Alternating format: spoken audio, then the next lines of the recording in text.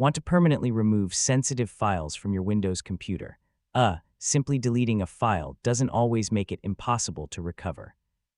BleachBit includes a secure file deletion feature that overwrites file data before removing it, making recovery much more difficult. In this guide, I'll show you how to securely delete files with BleachBit. Let's get started. First, launch BleachBit from the Start menu. If Windows asks for administrator permission, click Yes to continue. Administrator access allows BleachBit to perform additional maintenance tasks when needed. Next, open the File menu and select Shred Files. This option is designed for files you no longer need and want to remove more securely than a standard delete operation. Now browse to the files you want to remove, select them, and confirm your choice.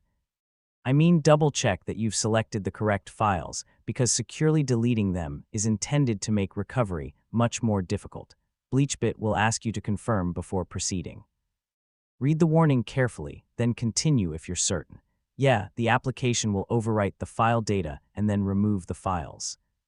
Depending on the file size and storage device, this process may take a little longer than a normal deletion. After the process finishes, return to the original folder and verify that the files are no longer there.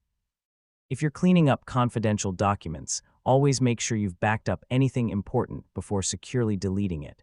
And that's how to securely delete files with BleachBit.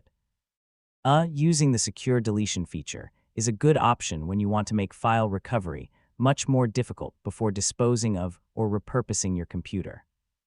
Thanks for watching, and I'll see you in the next tutorial.